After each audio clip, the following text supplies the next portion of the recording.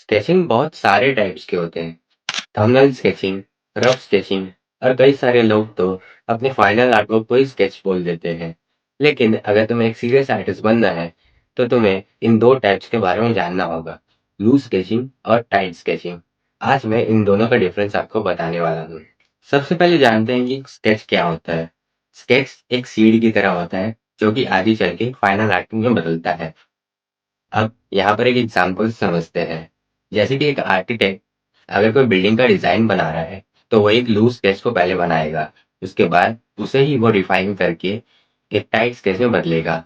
फिर उसको ही वो रिफाइन करते हुए एक फाइनल ब्लूप्रिंट बनाएगा। लूज स्केच इसे हम फास्ट करते हैं और इसमें हमें सिर्फ रिदम पकड़ना होता है और इसका फील को कैप्चर करना होता है। इसमें हमें डिटेल्स को कैप्चर नहीं करना होता है। टाइट स्केच ये फाइनल आर्टवर्क के लिए रोड मैप की तरह होता है। इसमें हमें डिटेल्स पर फोकस करना होता है, ड्राइंग को रिफाइन करना होता है। तो वीडियो को शुरू करने से पहले मैं ये बताना चाहूँगा कि आपको पेंसिल को इस तरह से लॉन्ग टिप में शार्प कर लेना है। इससे हम ज़्यादा देर तक काम कर पाएंगे और एक फ्लो में काम कर पाएंगे।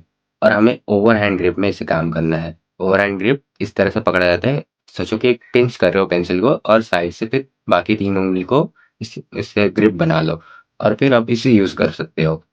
और एक और बात का ध्यान रखना कि आपका जो सेटअप है वो एक वर्टिकल एंगल पे है। थोड़ा सा स्लैंटिंग हो चलेगा, लेकिन एक ऐसे खड़ा होना चाहिए थोड़ा सा, ताकि आप प्रोपोर्शन ढंग से देख पाओ।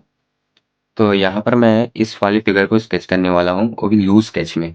ठीक है, लूज स्केच को अभी देखना कैसे होता है। बिल्कुल सिंपल होगा ये।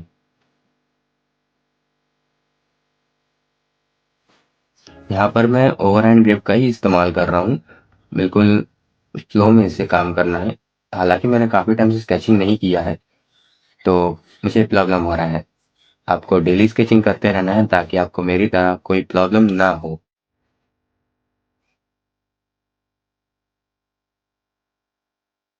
तो देखो, सिर्फ कुछ ही लाइंस में इसे किस तरह से हम ब्लॉक कर रहे हैं।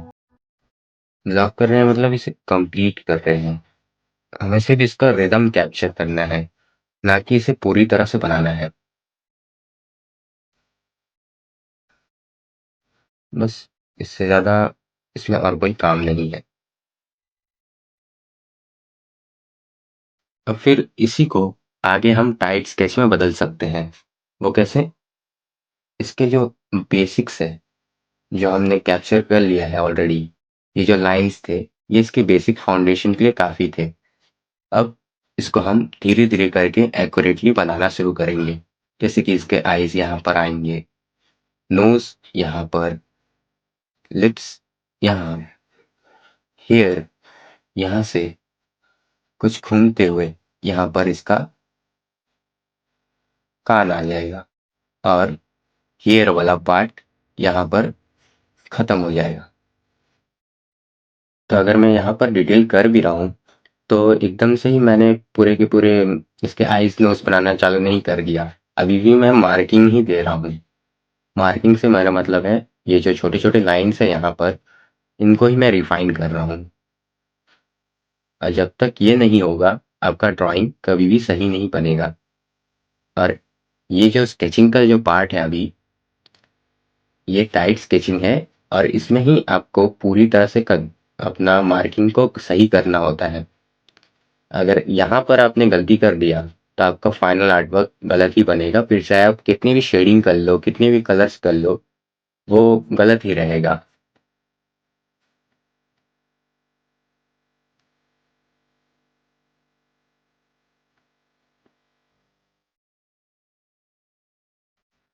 तो इसे धीरे धीरे करके हम रिफाइन करते जा रहे हैं और यहीं पर ही हमें प्रोपोर्शन, एंगल और बाकी सारे फंडामेंटल्स का ध्यान रखना पड़ता है ताकि हमारा फाइनल आर्टवर्क सही से निकल के आ पाए।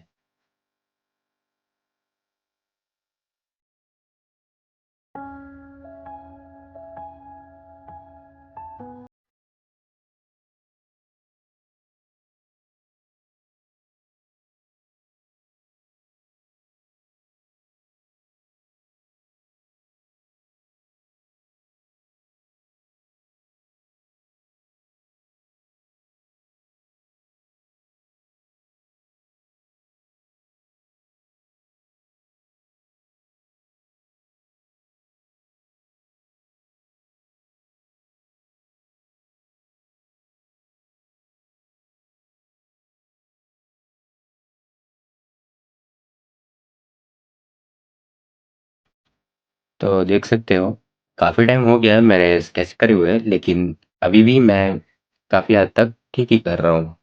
क्यों? क्योंकि मेरे फंडामेंटल्स क्लियर थे। अगर आपके फंडामेंटल्स क्लियर रहेंगे, तो आप 1 साल का गैप करो, 2 साल का गैप करो, तो भी आप सही से ड्रॉ कर पाओगे।